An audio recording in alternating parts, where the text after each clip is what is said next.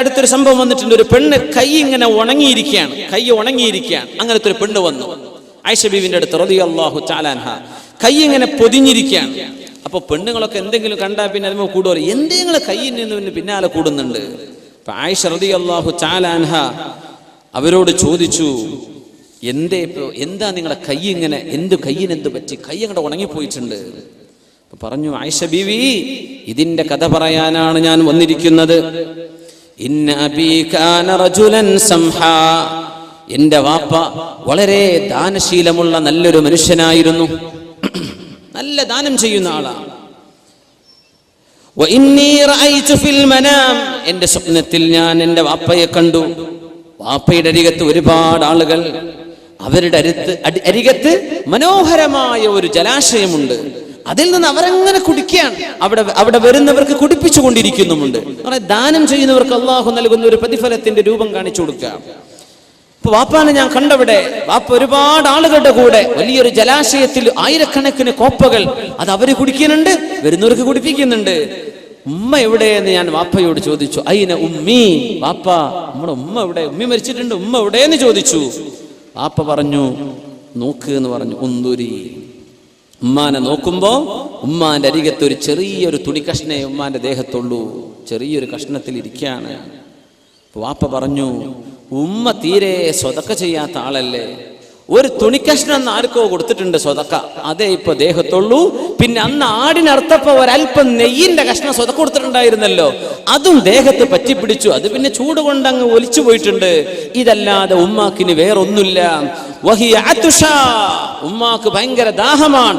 ഉമ്മ പറയുന്നുണ്ട്, വാ അതുഷാ, സ്വതക്ക കൊടുക്കാൻ സമ്മതിക്കാത്തൊരു ഭാര്യ. ഭർത്താവ് സ്വതക്ക കൊടുക്കുന്ന ആളാണ്, ഭാര്യ സമ്മതിക്കൂല.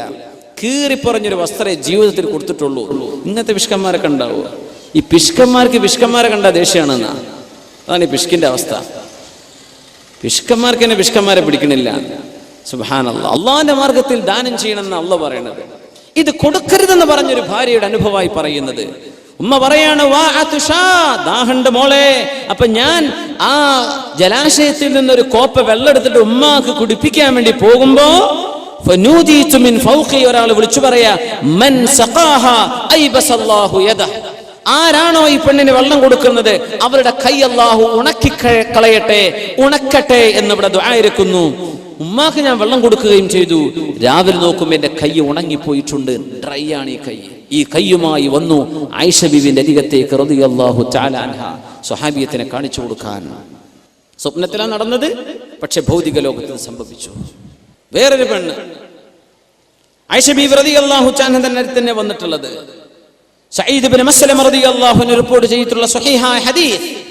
ആയിഷ ബീവിന്റെ അരികത്ത് ഇങ്ങനെ ഇരിക്കുമ്പോൾ ഒരു പെണ്ണ് വന്ന് അങ്ങനെ പറയാ, നുണ പറയുന്ന പെണ്ണായിരുന്നു. അതാണ് ഏറ്റവും വലിയ രസം. ആ പെണ്ണ് എന്താ പറഞ്ഞത്?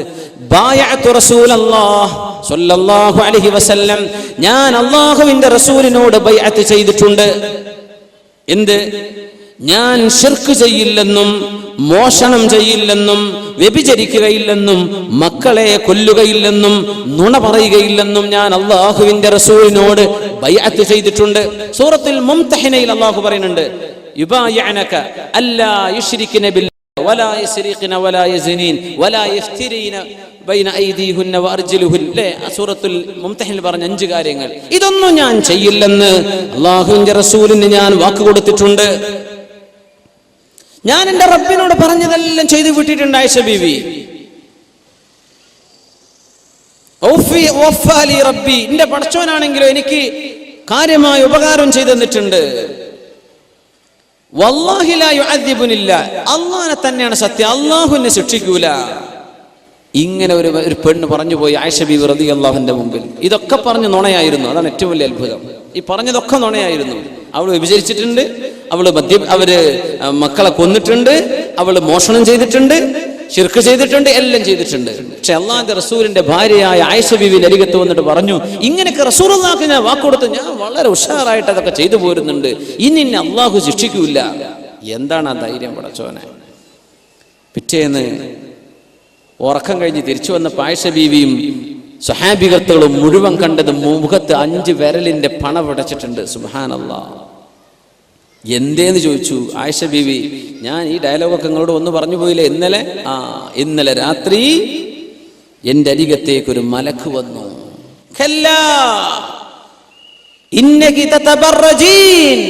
നീ മാന്യമായ വസ്ത്രം ധരിക്കാതെ പുറത്ത് ഇറങ്ങി നടന്നിരുന്നവളല്ലേ? മലക്ക് ചോദിക്കാം.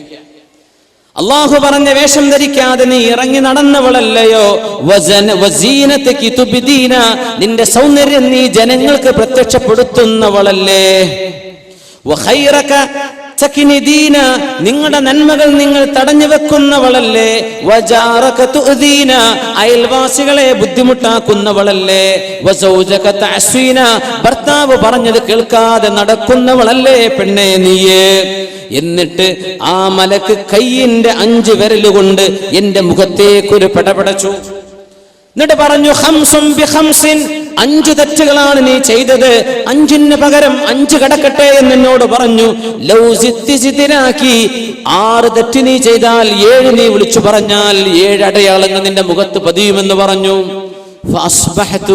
നേരം പുലർന്നു നോക്കുമ്പോൾ ആയിഷ ബീവി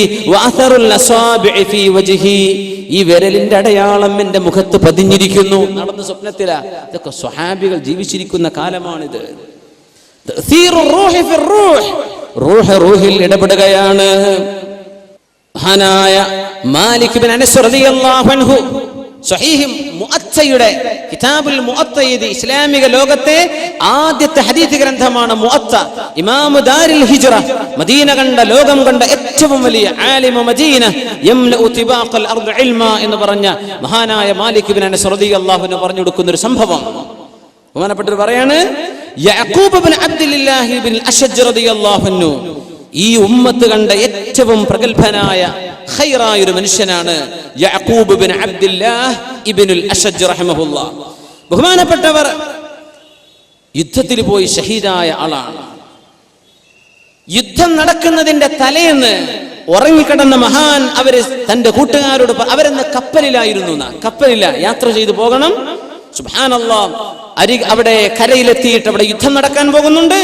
കപ്പലിൽ അവർക്ക് വെള്ളമേ ഉള്ളൂ, പാലൊന്നും കുടിക്കാനില്ല. അങ്ങനത്തെ ഒരു സന്ദർഭം. കപ്പലിൽ കടന്നവർ വിശ്രമിക്കുന്നുണ്ട്, ഉറങ്ങുന്നുണ്ട്. ഉറക്കത്ത് നിന്ന് എഴുന്നേറ്റ മഹാനായ യഅഖൂബ് ബിൻ അബ്ദുല്ലാഹി ഇബ്നുൽ അശ്അജ് റളിയല്ലാഹു അൻഹു പറയാണ്, ഒരു ദിവസം തന്റെ കൂട്ടുകാരോട് അവർ പറഞ്ഞു കൊടുത്തു, ഇന്നലെ ഞാൻ ഒരു അത്ഭുതം കണ്ടു. കഅന്നി ഉദ്ഖിൽതുൽ ജന്ന, എന്നെ അല്ലാഹു സ്വർഗ്ഗത്തിലേക്ക് പ്രവേശിപ്പിച്ച പോലെ. ഫസുഖീതു ലബന, എനിക്ക് പാല് കുടിക്കാൻ തന്നു. സുബ്ഹാനല്ലാഹ്, പാല് കുടിക്കാൻ തന്നു. എന്നിട്ട് ഒന്ന് ഛർദിച്ചു നോക്കി ബഹുമാനപ്പെട്ടവർ. യഅഖൂബ് റളിയല്ലാഹു അൻഹു ഛർദിച്ചു നോക്കി. ഫഖാഅൽ ലബൻ, ഛർദിച്ചത് പാലായിരുന്നു. ഉലമാ പറയുന്നു, ആ സ്വപ്നത്തിൽ അവരെ കണ്ട സമയം ബഹുമാനപ്പെട്ടവർ ഛർദിച്ചത്, ഈ സ്വപ്നം പറഞ്ഞു കൊടുത്തത് അവർ കപ്പലിലായിരിക്കയാ. വമാ ഫിസ് സഫീനത്തി ലബനുൻ വലാ ഷാത്ത്, അന്ന് കപ്പലിൽ പാല് കൊടുക്കുന്ന ആടോ പാലോ കപ്പലിൽ ഇല്ലായിരുന്നു. സ്വപ്നത്തിൽ കണ്ടതാ, പക്ഷേ പ്രത്യക്ഷത്തിൽ കണ്ടു. ഇത് രേഖപ്പെടുത്തിയത് മഹാനായ മാലിക് ബിൻ അനസ് റളിയല്ലാഹു തആല അൻഹു. തഅ്സീറുർ റൂഹ് ബിർറൂഹ്, മഹാനായ നാഫിഅ റളിയല്ലാഹു അൻഹു അൽ ഖാരി, പ്രസിദ്ധനായ നാഫിഅ എന്നവർ, ആസിം എന്നവരുണ്ട് നമ്മുടെ ഖാരിഈങ്ങൾ, ഖുറാഉസ് സബഈൽ. മഹാനായ നാഫിഅ റഹിമഹുല്ലാഹ് ഏറ്റവും മനോഹര ഖുർആനിന്റെ തിലാവത്തിന്റെ ഇമാമിയങ്ങളിൽ, ഖുർആൻ ഓതുന്ന ഖുർആനിന്റെ ഇൽമിൽ ആലിമാണ് മഹാനായ നാഫിഅ റളിയല്ലാഹു അൻഹു. എപ്പോഴും വായയിൽ നിന്ന് നല്ല സുഗന്ധം വരും, നല്ല സുഗന്ധം. ആളുകൾ ചോദിച്ചു, നിങ്ങൾ എപ്പോഴും ഇങ്ങനെ ഇരിക്കുമ്പോ സുഗന്ധം പൂശിയിട്ടാണോ ഖുർആൻ ഓതാൻ വരാറുള്ളത്? അവര് പറഞ്ഞു, യാ അല്ലാഹ്, ഞാൻ സുഗന്ധം തൊടാറേ ഇല്ല, അതിനടുത്തേക്ക് പോലും പോകാറില്ല. എന്തേ പിന്നെ നിങ്ങൾ വല്ലാത്ത സുഗന്ധം മണക്കുന്നുവല്ലോ? നാഫിഅ റളിയല്ലാഹു അൻഹു ചരിത്രത്തിൽ കാണാം, റഅയ്തു റസൂലല്ലാഹി സ്വല്ലല്ലാഹു അലൈഹി വസല്ലം, ഹബീബിനെ ഞാൻ സ്വപ്നത്തിൽ കണ്ടു. അല്ലാഹുവിന്റെ റസൂൽ വഹുവ യഖറഉ ഫീ ഫമി, എന്റെ വായയിലേക്ക് റസൂലുള്ളാഹി തങ്ങൾ ഓതി തന്നിട്ടുണ്ട്, ഖുർആൻ ഓതി തന്നു, എന്റെ വായയിലേക്ക് ഓതി തന്നിട്ടുണ്ട് റസൂലുള്ളാഹി സ്വല്ലല്ലാഹു അലൈഹി വസല്ലം. ഫമിൻ ദാലികൽ വഖ്ത്, ആ സമയം മുതൽ എന്റെ വായയിൽ യുശമ്മു മിൻ ഫിയ ഹാദിഹി റായിഹ, ഈ സുഗന്ധം എന്റെ വായയിൽ നിന്ന് ഇങ്ങനെ വന്നുകൊണ്ടിരിക്കുക. ആ സ്വപ്നം കണ്ടതിൽ പിന്നെ ആര്? ഖിറാഅത്തിന്റെ ഇമാം നാഫിഅ് റളിയല്ലാഹു തആല അൻഹു. തഅ്തീറുർ റൂഹ് ഫിർ റൂഹ്, ഒരു റൂഹ് മറ്റൊരു റൂഹിൽ ചെയ്യുന്ന പ്രതിഫലനം ഉലമാ രേഖപ്പെടുത്തുകയാണ്. ഇത് മോശപ്പെട്ട ആളുകൾക്ക് അങ്ങനെ വന്നിട്ടുണ്ട്. പന്നി മാംസം വായിൽ 2 മാസത്തോളം മണത്ത് നടന്ന ആളുണ്ടായിട്ടുണ്ട്. ഇൻഷാ അല്ലാഹ് അവിടെ വഴി വരാൻ. സല്ലു അലൻ നബി മുഹമ്മദിൻ വആലിഹി അല്ലാഹുമ്മ സല്ലി അലാ സയ്യിദിനാ മുഹമ്മദിൻ വഅലാ ആലി സയ്യിദിനാ മുഹമ്മദിൻ വബാരിക് വസല്ലിം അലൈഹി. അലാ ഇബ്നു സിയാദ് റളിയല്ലാഹു അൻഹു തഹജ്ജുദ് നിസ്കരിക്കുന്ന ആളാണ്. മുഅ്മിനീങ്ങളെ നമുക്ക് തഹജ്ജുദ് നിസ്കരിക്കണ്ടേ? അല്ലാഹു നമുക്കൊക്കെ തൗഫീഖ് തരട്ടെ, ആമീൻ യാ റബ്ബ്. ഞാൻ ഈ സംഭവം വിവരിക്കുന്ന മുമ്പ് ഒരു കാര്യം കൂടെ അതിന്റെ ഇടയിലേക്ക് ചേർത്ത് പറയാം. അബ്ദുല്ലാഹ് ഇബ്നു ഉമർ റളിയല്ലാഹു അൻഹു അവരിങ്ങനെ പറയാണ്, ഹഫ്സ ബീവിന്റെ ആങ്ങളെയാണല്ലോ അബ്ദുല്ലാഹ് ഇബ്നു ഉമർ റളിയല്ലാഹു അൻഹു. ഉമർ തങ്ങളുടെ മകളാണ് ആര്? ഹഫ്സ ബീവി. ഹഫ്സ ബീവി ആരാ? അള്ളാഹിന്റെ റസൂലിന്റെ ഭാര്യ, നമ്മുടെ ഉമ്മയാണ് ഹഫ്സ റളിയല്ലാഹു അൻഹ. അപ്പൊ അവരോട് പറഞ്ഞു കൊടുത്തൊരു ചരിത്രമുണ്ട്. സ്വഹീഹ് മുസ്ലിമിലാണ് ഹദീസ് എന്നാണ് എൻ്റെ ഓർമ്മ, സ്വഹീഹായ ഹദീസാണ്. അള്ളാഹിന്റെ റസൂൽ എന്നും നേരം വെളുത്താ ചോദിക്കും, ഇന്നലെ ആരെങ്കിലും സ്വപ്നം കണ്ടിട്ടുണ്ടോ? നോക്കണം അള്ളാഹിന്റെ റസൂലിന്റെ ചോദ്യം, ഇന്നലെ ആരെങ്കിലും സ്വപ്നം കണ്ടോ? അപ്പൊ സ്വഹാബികൾ കഥ പറയും. അപ്പൊ ചിലരൊക്കെ പറഞ്ഞു കൊടുക്കും, നബി തങ്ങൾ അതിന് വ്യാഖ്യാനം പറഞ്ഞു കൊടുക്കും. റസൂലുള്ളാഹി സ്വല്ലല്ലാഹു അലൈഹി വസല്ലം തഅ്വീൽ റുഅ്യ.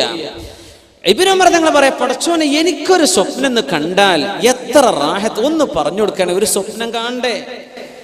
എത്ര ആൾക്കാരുണ്ടാവും ഇപ്പൊ നമ്മളെ കൂട്ടത്തിൽ കാലങ്ങളായിട്ട് ഒരു സ്വപ്നം കണ്ടിട്ടില്ല. ചിലർ സ്വപ്നം കണ്ട് ഉറങ്ങാൻ തന്നെ നേരം കിട്ടാറില്ല. അങ്ങനത്തെ ആൾക്കാരുണ്ടാവും. പടച്ച തമ്പുരാനെ, സ്വപ്നം വരണ്ടേ, എന്താ ഇപ്പൊ ചെയ്യാ, ആയിക്കോട്ടെ. ഇബ്നു ഉമർ തങ്ങൾ ഇങ്ങനെ കൊതിച്ചു. ഒരു ദിവസം പള്ളി മസ്ജിദ് നബവിയിൽ കിടന്നുറങ്ങി. എന്നിട്ട് പറഞ്ഞു, അല്ലാഹ് നിന്റെ പള്ളിയിലാണ് ഞാൻ കിടന്നുറങ്ങണത്. പള്ളിയിലെന്ന് ഉറങ്ങിയിട്ടുണ്ട് സ്വഹാബിമാർ.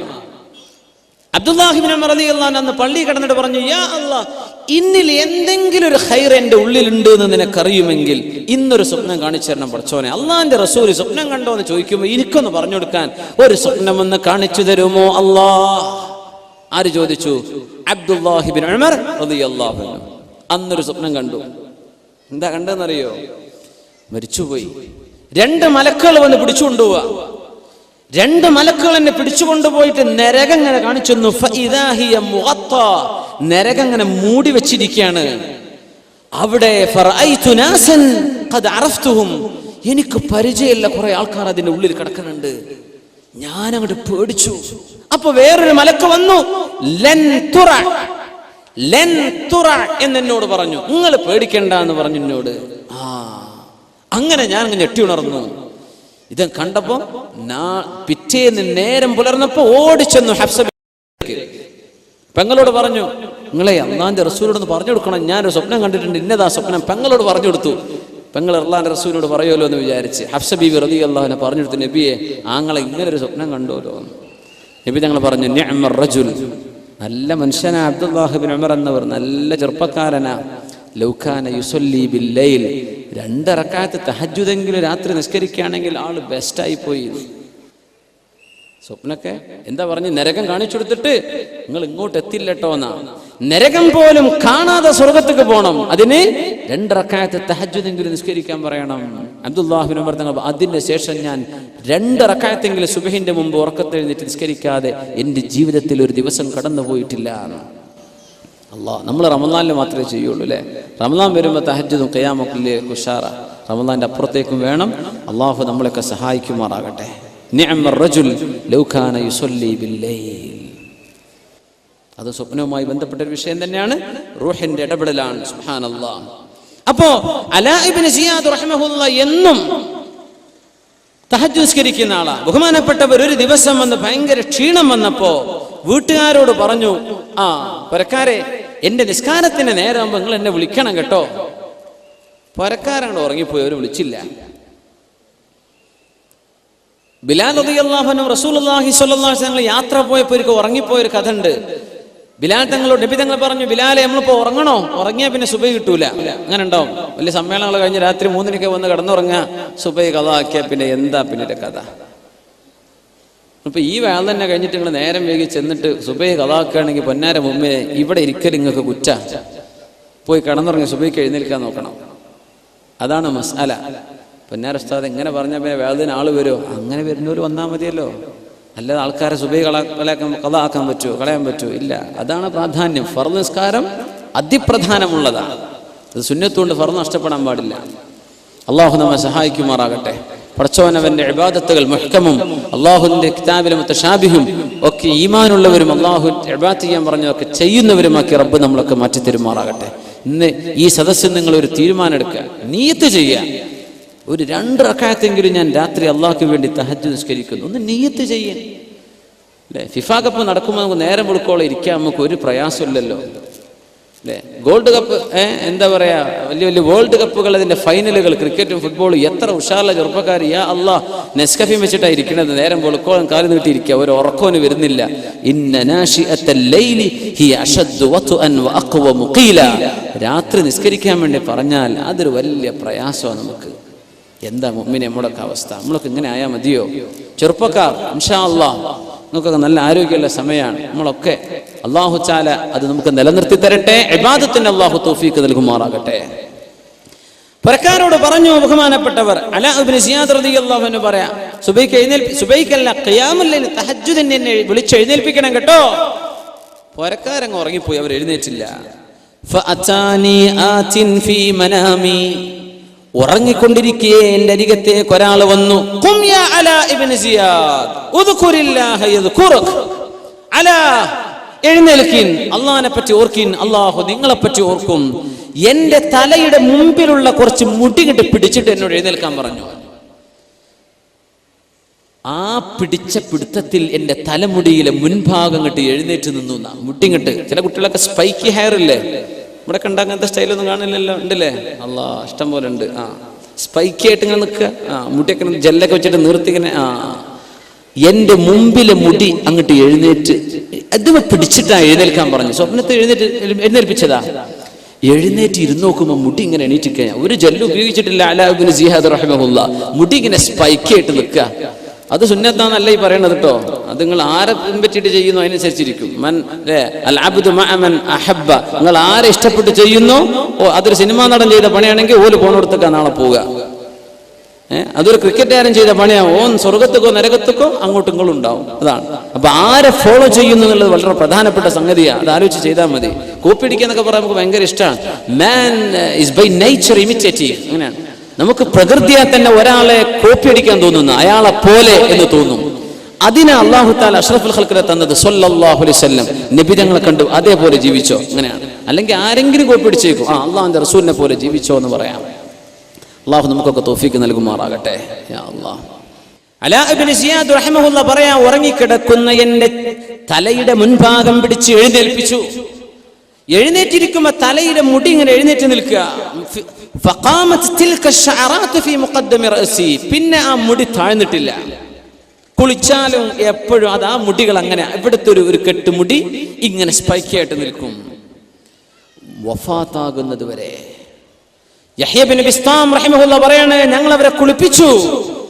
അലാ ഇബ്നു സിയാദ് ഞങ്ങളെ മയ്യിത്ത് കുളിപ്പിച്ചത് ഞങ്ങളാണ്. ഫലഖദ് ഗസൽനാഹു യൗമ മാത് വഇന്നഹുന്ന ലഖിയാമുൻ ഫീ റഅസിഹി. മരിച്ചപ്പോഴും ഈ മുടി തലയിൽ എഴുന്നേറ്റ് നിൽക്കുകയായിരുന്നു. സുബ്ഹാനല്ലാഹ്. സ്വപ്നത്തിൽ നടന്നതാ, റൂഹിൽ ഇടപെട്ടതാണ്. അത് ജീവിതകാലം മരിക്കുവോളം ഉണ്ടായി. അലാ ഇബ്നു സിയാദ് തങ്ങളുടെ തലയിൽ ആ മുടി മരിച്ചപ്പോഴും അങ്ങനെയാണ് ഉണ്ടായിട്ടുള്ളത്. മരിച്ചപ്പോൾ അങ്ങനെ നടന്ന എത്ര സംഭവങ്ങൾ ഉണ്ടെന്നാണ്. അംർ ഇബ്നുൽ ജമൂഹ് റളിയല്ലാഹു അൻഹുവിന്റെ സംഭവം. സ്വഹാബിയല്ലേ, മുടന്തനായ സ്വഹാബിയ. ബദർ യുദ്ധം നടന്നപ്പോഴാ പറഞ്ഞത്, നബിയെ എനിക്ക് ബദറിലേക്ക് വരണം. മക്കൾ പറഞ്ഞു, വാപ്പാ കാലിന് മുടന്താണ്, യു ലൈം, നിങ്ങൾ കാലിന് മുടന്തുള്ള ആളല്ലേ, നിങ്ങൾക്ക് യുദ്ധം നിർബന്ധമില്ല, വാപ്പ വരരുത്. വാപ്പ പറക്കിരുന്നോ, ഞങ്ങൾ പോകാം. ഖാലിദ് എന്ന മകൻ, അബ്ദുല്ലാഹി എന്ന മകൻ, ഇവരൊക്കെ പറഞ്ഞു, വാപ്പ നിങ്ങൾ വരണ്ട, നിങ്ങൾ പൊയ്ക്കോളി, നിങ്ങൾ പറക്കിരുന്നു, നിങ്ങൾക്ക് യുദ്ധം നിർബന്ധമല്ലല്ലോ. മക്കളെ വാപ്പാക്ക് വരണല്ലോ. വാപ്പാരൊക്കെ പറയും, ഇങ്ങനെ ഖുർആൻ ക്ലാസ്സിന് പോകണമെന്നോ വേദന കേൾക്കണമെന്നോ. മക്കൾ, വാപ്പ നിങ്ങൾക്ക് വയ്യാത്തല്ല, വാപ്പ നിങ്ങൾ പറക്കിരുന്നോ, വാപ്പ എന്നാ എനിക്ക് പോയേ പറ്റൂ, അങ്ങനെ ഉണ്ടാവില്ലേ? സുബ്ഹാനല്ലാഹ്. ബദർ യുദ്ധം കഴിയുകയും ബദരീങ്ങളുടെ മഹത്വം അല്ലാഹുവിന്റെ റസൂൽ പറയുകയും ചെയ്തപ്പോ അംർ ഇബ്നുൽ ജമൂഹ് റളിയല്ലാഹു അൻഹു കരഞ്ഞുകൊണ്ടിരുന്നു. ഉഹദ് യുദ്ധം വരുന്നുണ്ട് എന്ന് കേട്ടപ്പോ പറഞ്ഞു, നബിയേ, ഉഹദ് എന്ന യുദ്ധം, ഇനിയൊരു യുദ്ധം നടക്കാനുണ്ടെങ്കിൽ എന്റെ കാലിന്റെ മുടന്തിന്റെ പേരിൽ എന്നെ തടഞ്ഞു വെക്കാൻ മക്കൾ അനുവദിക്കരുത് നബിയേ. എന്റെ മക്കളോടങ്ങ് പറയണം, വാപ്പാക്ക് പോണമെങ്കിൽ വാപ്പ പൊയ്ക്കോട്ടെ, എന്നെ പോകാനൊന്ന് സമ്മതിക്കണം നബിയേ. മക്കളോട് പറഞ്ഞാ മതി നബിയേ. യാ അള്ളാ, ഗൾഫ് പോകാൻ അയക്കണം എന്നല്ലേ ഈ പറഞ്ഞതിനർത്ഥം? യുദ്ധത്തിന് പോകാൻ എന്നെ അനുവദിക്കണം. എന്താണ് ആ ഈമാനൊക്കെ? പടച്ചറബ്ബേ, നമ്മളൊക്കെ പറയും സ്വഹാബത്തിന്റെ കാലത്തൊക്കെ നമ്മളൊക്കെ ജീവിച്ചിരുന്ന വലിയ ഉഷാറായി പോയേനെ.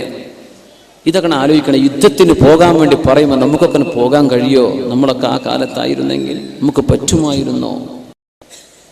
സ്വഹാബത്ത് ചെയ്ത ത്യാഗം നമ്മളെ കൊണ്ട് പറ്റുമോ?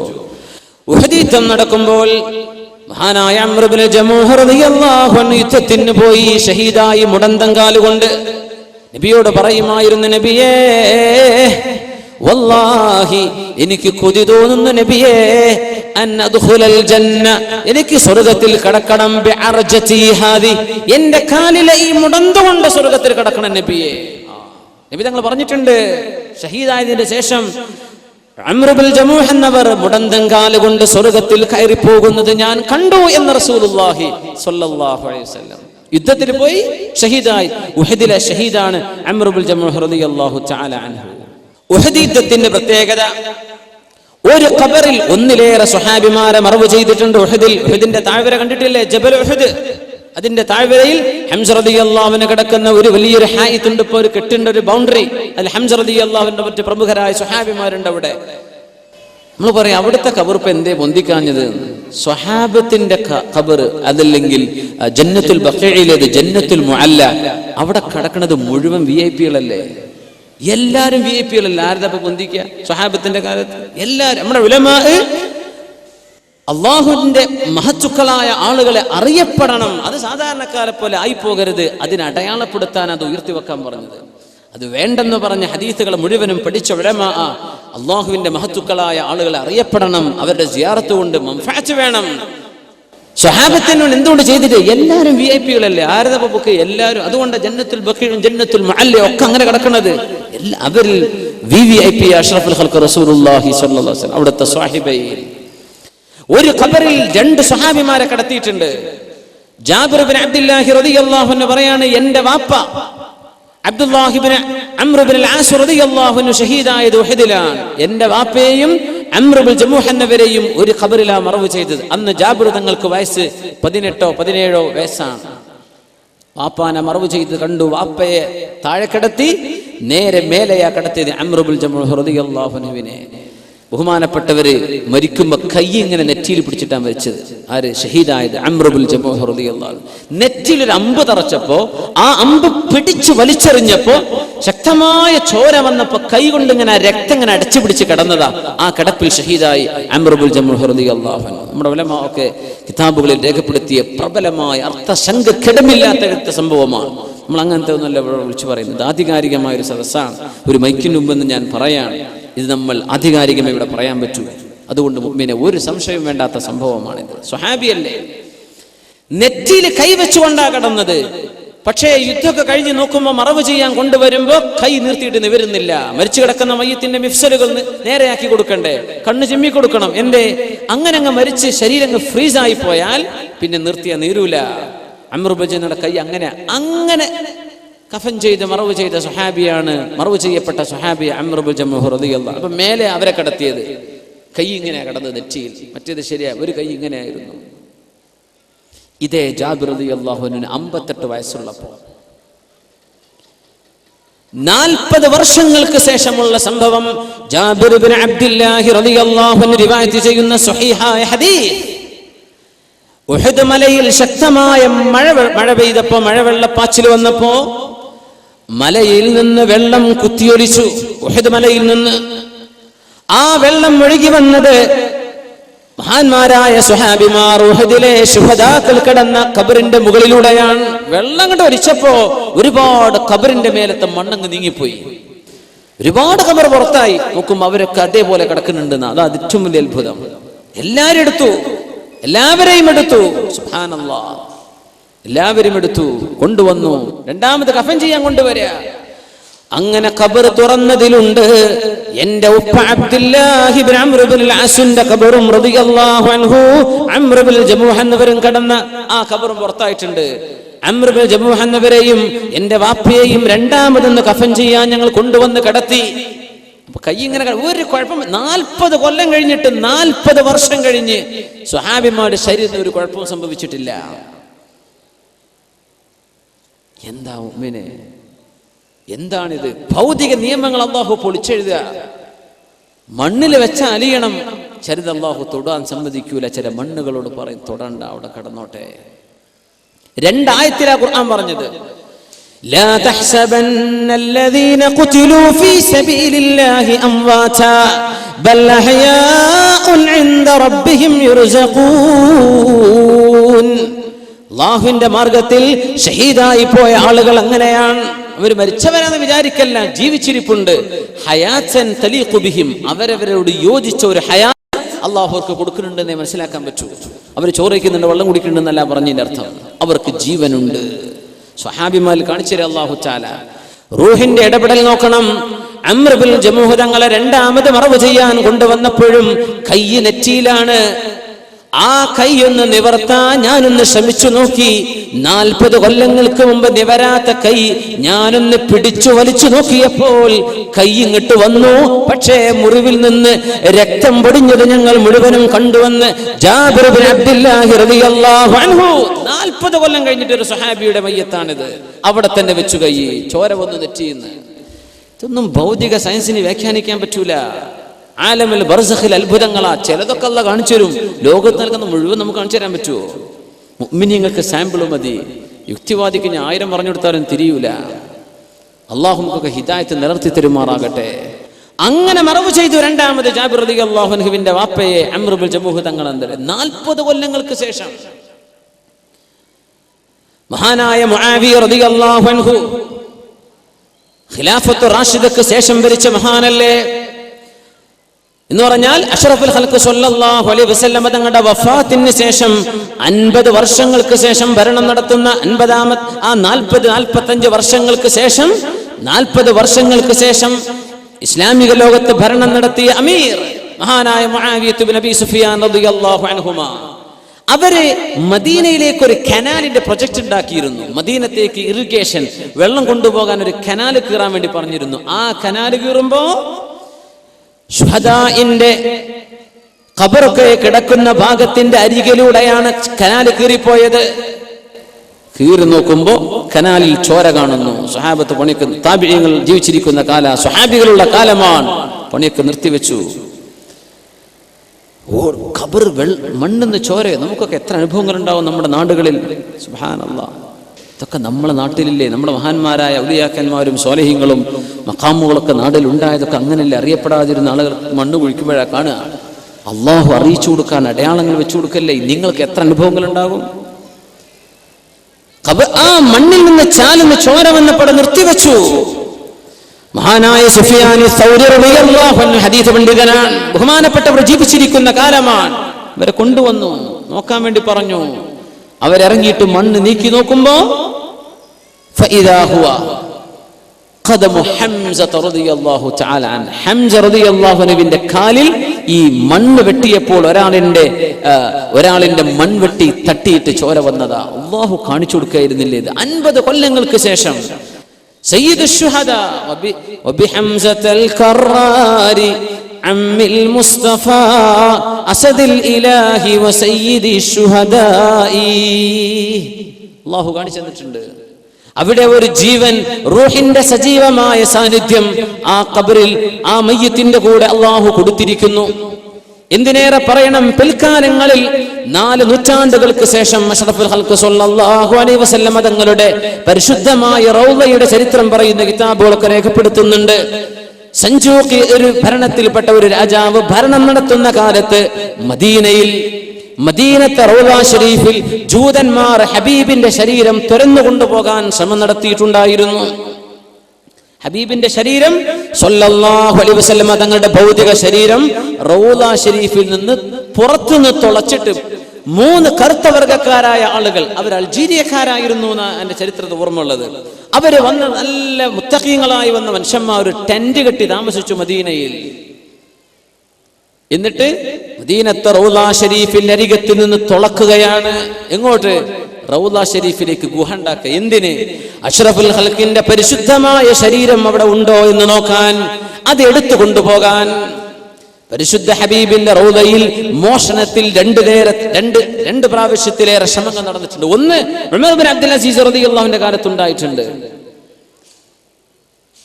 മറ്റൊന്ന് 4 നൂറ്റാണ്ടുകൾക്ക് ശേഷം.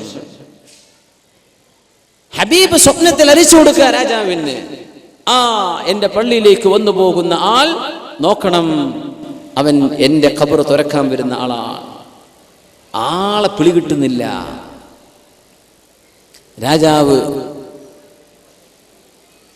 ആസ്ഥാനത്തിൽ നിന്നൊക്കെ യാത്ര ചെയ്ത് മദീനത്തേക്ക് വന്നു. സ്വപ്നത്തിൽ ആളെ കാണിച്ചു കൊടുത്തു. റസൂലുള്ളാഹി സ്വല്ലല്ലാഹു അലൈഹി വസല്ലം ഇന്ന ആളാണ്, 3 പേരെ കാണിച്ചു കൊടുത്തു. ഇവരാണ് ഈ പണി ചെയ്യുന്നത്. രാജാവ് വിളിച്ചിട്ട് പറഞ്ഞു, മദീനക്കാർ മുഴുവനും വരണം, എല്ലാവർക്കും എന്റെ വക സമ്മാനമുണ്ട്. എല്ലാവർക്കും ഹദിയ കൊണ്ടുവന്നു രാജാവ്. ഓരോരുത്തരും എന്റെ മുമ്പിൽ വന്ന് കൈ കൊണ്ട് വാങ്ങിച്ചു പോണെന്ന് മുഖം നോക്കി മനസ്സിലാക്കാൻ വേണ്ടി ചെയ്തതാ. എല്ലാവരും സമ്മാനം വാങ്ങിച്ചു പോയി. ഈ 3 ആളും വന്നില്ല. പടച്ചോനെ, എനിക്ക് ഹബീബ് കാണിച്ചു തന്ന 3 ആൾ എത്തിയിട്ടില്ലല്ലോ.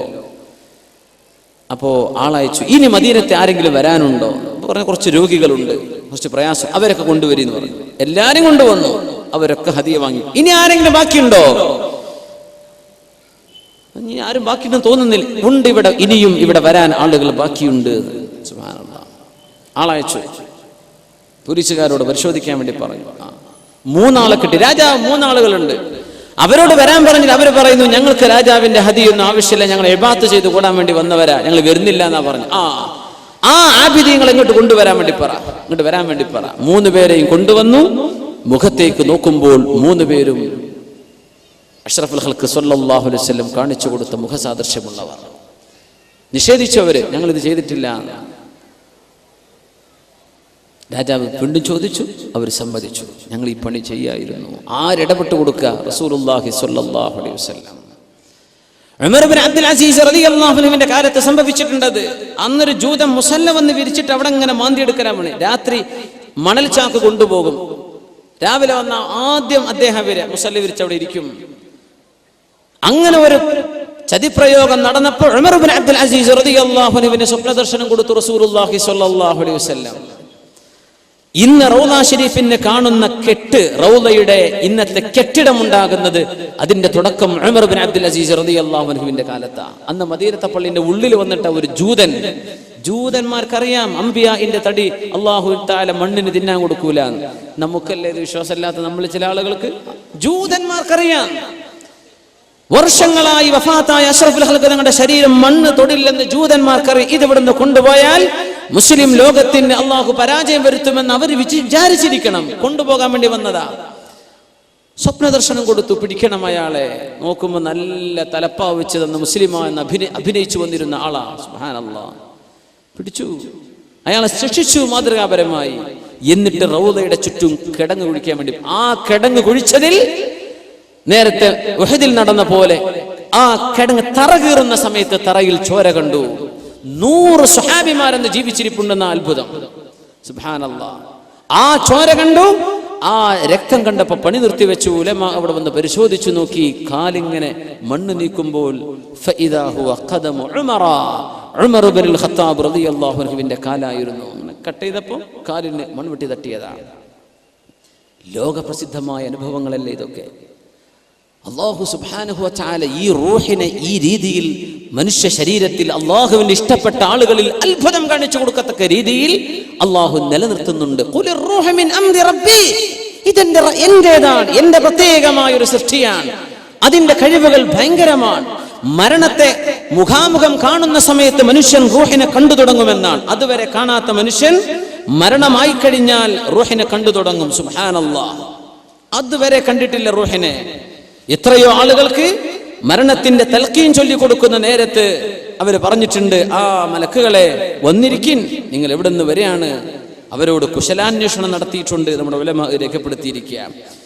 സുബ്ഹാനല്ലാഹ്.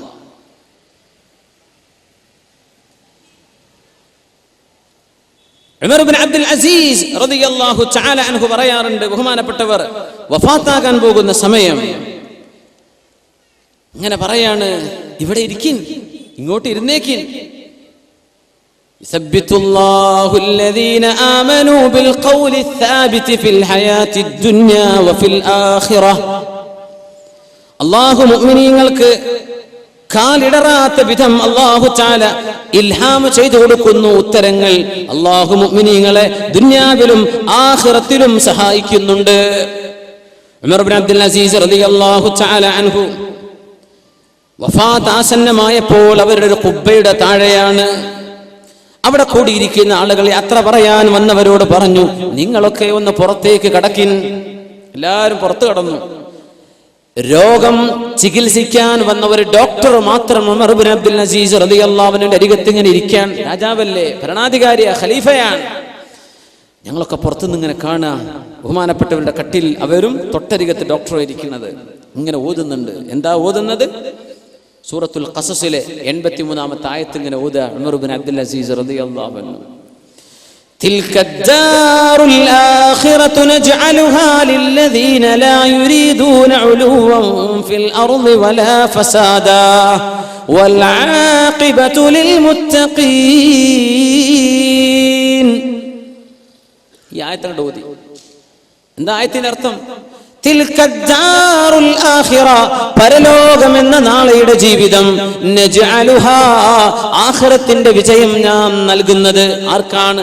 ലില്ലദീന ലാ യുരീദൂന ഉലുവൻ ഫിൽ അർളി വലാ ഫസാദ, അല്ലാഹുവിന്റെ ഭൂമിയിൽ ഫിത്നയും ഫസാദും ഉണ്ടാക്കരുത് എന്ന് ചിന്തിക്കുന്നവർക്കാണ്.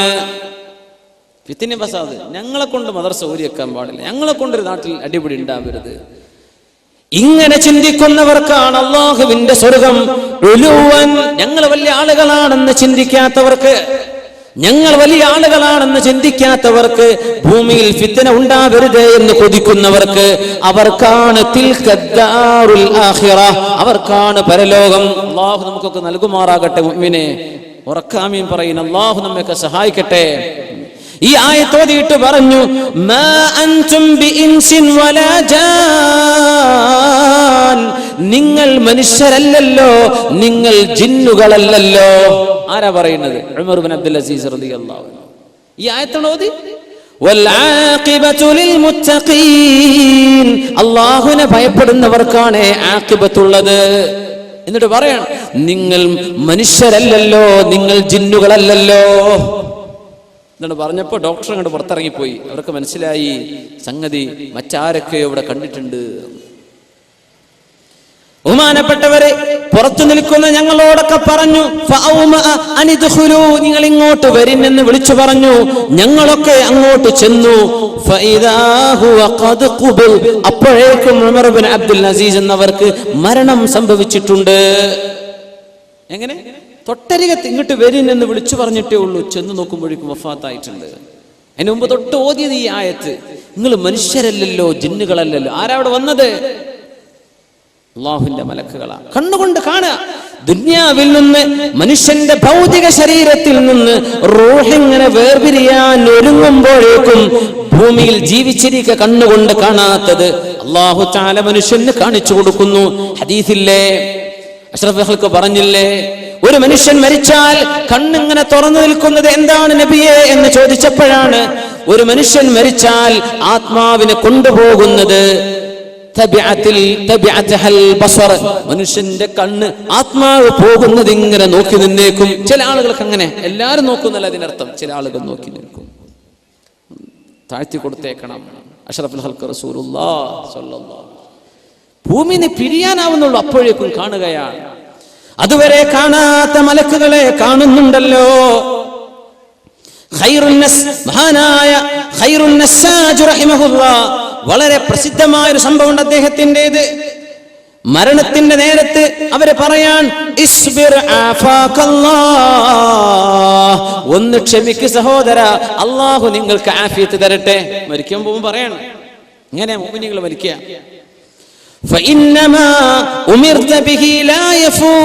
നിങ്ങൾ ഏതൊരു ദൗത്യത്തിന് വന്നിട്ടുണ്ടോ ആ ദൗത്യം നിങ്ങൾക്ക് നിർവഹിക്കാൻ പറ്റുക തന്നെ ചെയ്യും. നിങ്ങൾ ഒന്ന് ക്ഷമിക്കും, ഒരല്പം ഒന്ന് വെയിറ്റ് ചെയ്യും.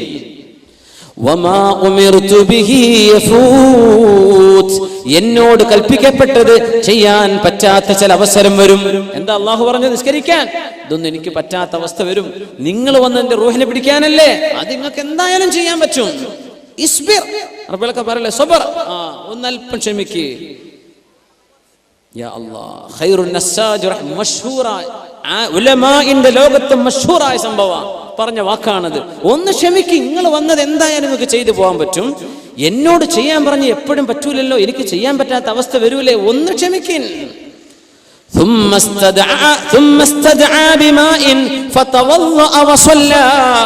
എന്നിട്ട് തന്റെ മുരീദന്മാരോട് ആംഗ്യം കാണിച്ചു കുറച്ച് വെള്ളം കൊണ്ടുവരും, എനിക്കൊന്ന് ഒതു കൊടുത്തു തരണം.